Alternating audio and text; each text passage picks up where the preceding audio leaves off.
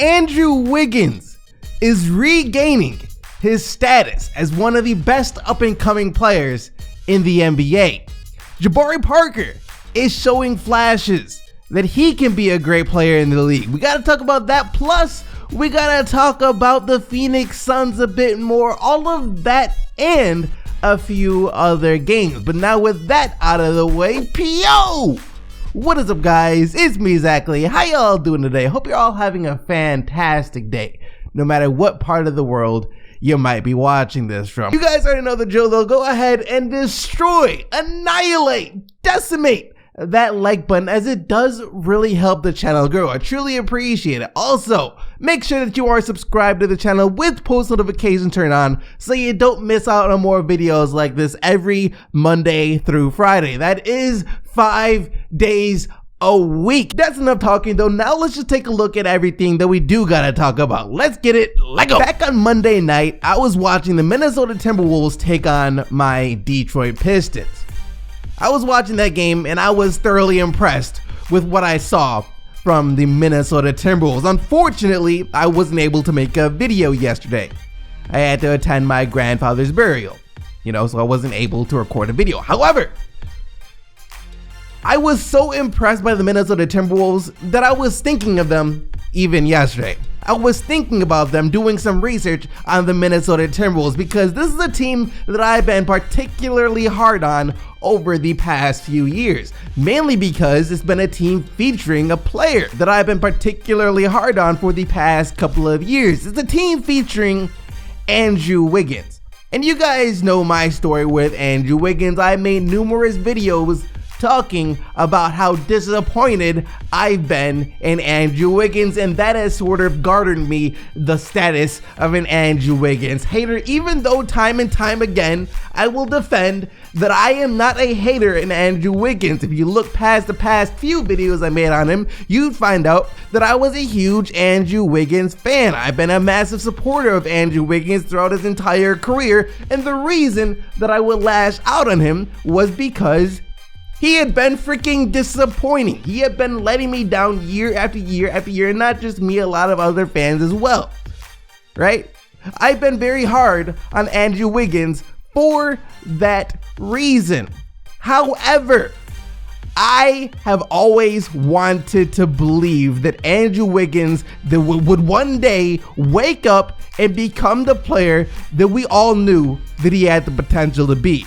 That Andrew Wiggins would one day start to rival some of the greatest players to have ever played this game, like we all thought he had potential to be. Once again, this was a kid coming into the league who had a massive amount of hype.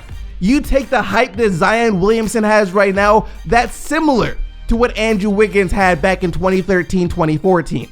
This was a guy coming into the league who was supposed to be the next Kobe Bryant. And people don't throw around that name Kobe Bryant lightly, but people were serious. Kobe Bryant himself was serious. Kobe liked Andrew Wiggins. The NBA world liked Andrew Wiggins. Everything was looking up for Andrew Wiggins. Even in his first couple of years, his first 2 years in the league, first 2-3 years in the league, Andrew Wiggins was starting to look like he could become that guy. However, for the past couple of years, Andrew Wiggins started to get worse, right? We all saw it. Everyone saw it, and we started to blame Jimmy Butler. We started to blame a lot of other things. However, Andrew Wiggins was still getting his touches. He just wasn't looking good.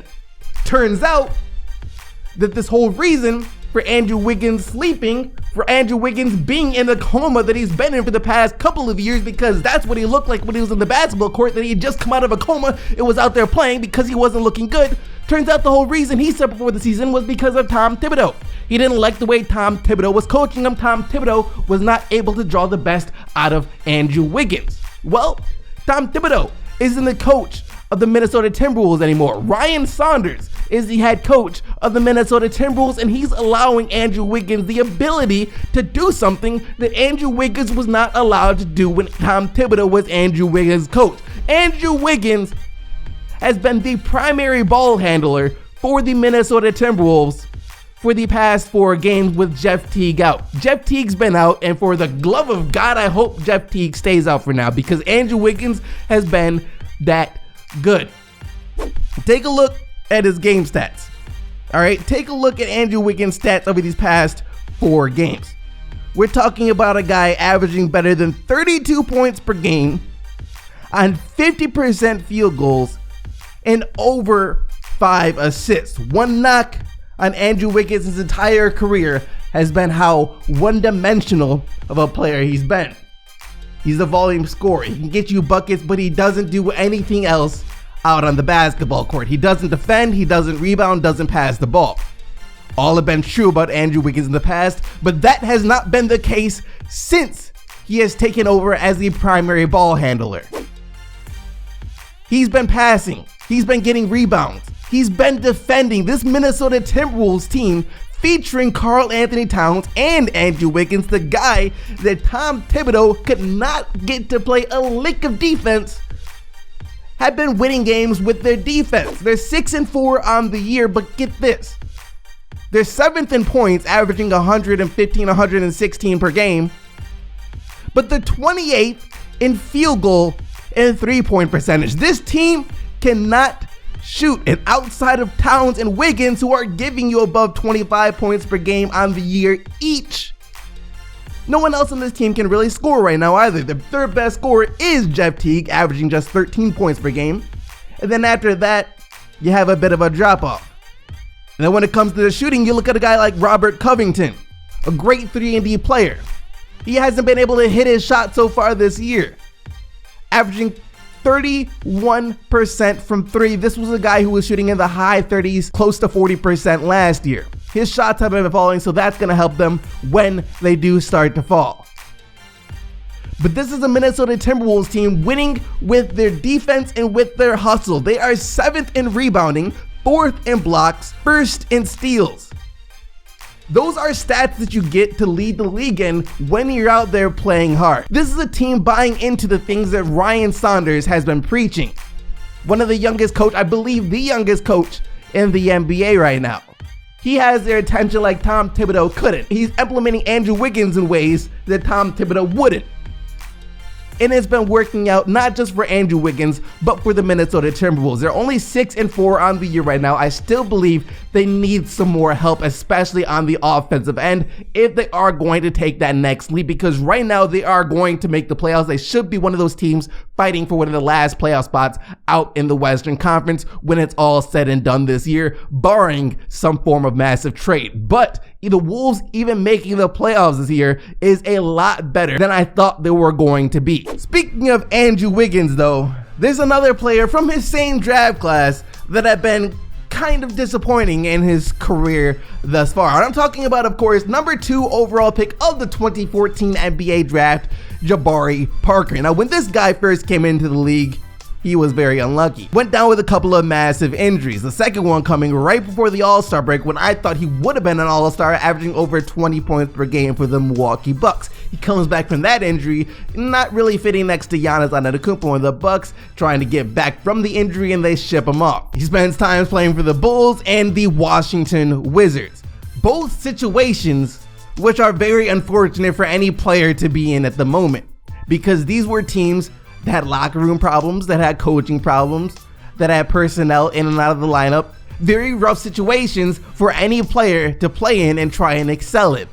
Especially for a player like Jabari Parker, who is now viewed as this sort of damaged goods. No longer viewed as a young up-and-coming player in the league, even though he's only 24 years old, but instead he's viewed in more of a negative light, and he did not do himself any favors when, before he even played a game with the Chicago Bulls, he started talking about not getting paid to play defense. He said he wasn't going to play defense because he's not getting paid to play defense, where you're getting paid to play the game basketball, and playing the game basketball means playing defense, but that's a whole nother talk for a whole nother day. Here's the thing. Jabari Parker has been good. The Atlanta Hawks stunned the Denver Nuggets last night, 125-121. First of all, Trae Young. This man, Trae Young, I've been talking about him all season long after every game he's played, because after every game he's played, he's left me in absolute awe, and last night was the creme de la creme of the games that he's played so far. 42 points and 11 assists, leading the Hawks to a win over the Nuggets in Denver.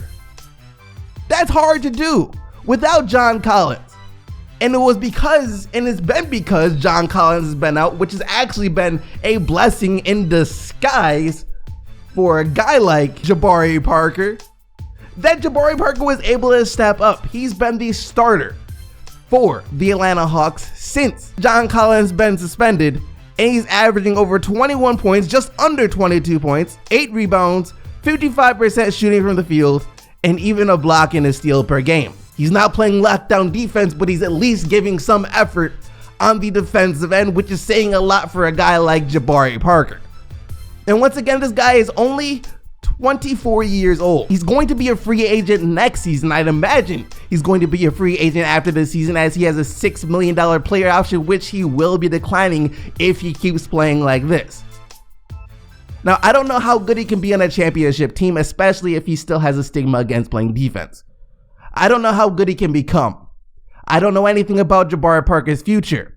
What I do know is that this kid is going out there and is giving it his all to prove that he deserves some shine in this league. Real quick, before we get into the last thing that we've got to talk about today, before we get into talking about the Phoenix Suns, we got to breeze through these other games that took place last night. The first one being the Indiana Pacers defeating the OKC Thunder, 111-86 the final score. Domantas Sabonis, TJ Warren, and Malcolm Brogdon are continuing to build their chemistry. They're 7-4 now on the year. The Philadelphia 76ers managing to defeat the Cleveland Cavaliers. These Cavaliers are a scrappy team. Ben Simmons returning this game after missing the past 2 games with a shoulder injury, but it was Joel Embiid who had the big night for Philly with 27 points, 16 rebounds, and 4 assists. The Miami Heat able to beat the hapless Detroit Pistons, 117-108 the final score. Pistons without Blake Griffin and Derrick Rose, as neither player is able to play a back-to-back. Jimmy Butler with 20 points and 13 assists. The Chicago Bulls continue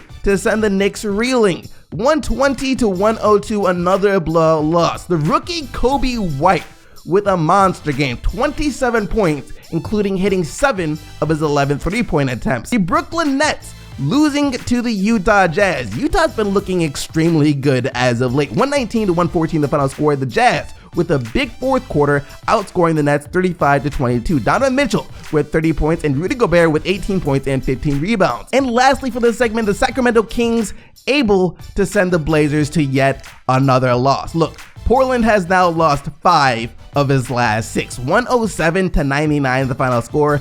And the Kings were even able to do this without De'Aaron Fox, who will be out for 3 weeks with an ankle sprain. Bogdanović, 25 points, 10 assists, and 4 steals off the bench. Now though, the last thing that I want to talk about today is the game that we had between the Los Angeles Lakers and the Phoenix Suns. In my mind, the most anticipated game of the night, and that is mind-boggling to say because it wasn't even a month ago that this game would have been a snooze fest. So we thought this game would have been an absolute snooze fest, especially with DeAndre Ayton still serving his 25-game suspension. Look, it was the Los Angeles Lakers who were able to come away with the win in this game, 123-115 the final score. They were able to execute and get a few baskets down the stretch while the Suns offense kind of went cold. LeBron James, 19 points and 11 assists, and Kyle Kuzma with a big first quarter, scoring 15 in the first and finishing with 23 on the night.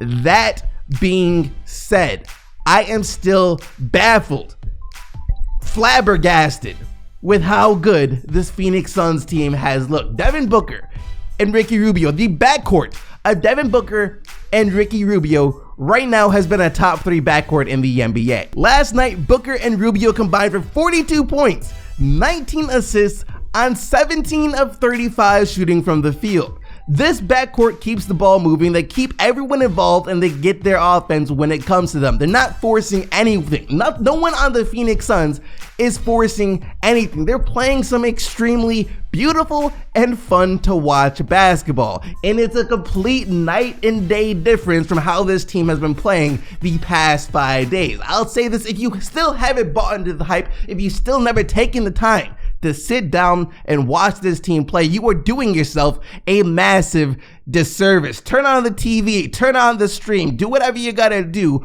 Make sure you get to watch this team play. That though is going to bring us to the player of the day, the portion of the video where you guys had the opportunity to vote for who you think was the best player in the league last night by clicking the little eye icon in the top right hand corner of the video. Your nominees though are none other than Trae Young and his 42 points, 11 assists, Jimmy Butler and his 20 points and 13 assists, Kobe White and his 27 points including 7 of 11 from 3, Bogdan Bogdanović and his 25 points, 10 assists and 4 steals, Joel Embiid and his 27 points, 16 rebounds and 4 assists. Once again, cast your vote by clicking the little eye icon in the top right hand corner of the video. That being said, that's gonna do it for today. Thank you so much for watching. Once again, be sure to smack that like button as well as make sure that you are subscribed to the channel with post notifications turned on so you don't miss out on more videos like this Monday through Friday. You guys already know that you are the real MEPs, but until tomorrow,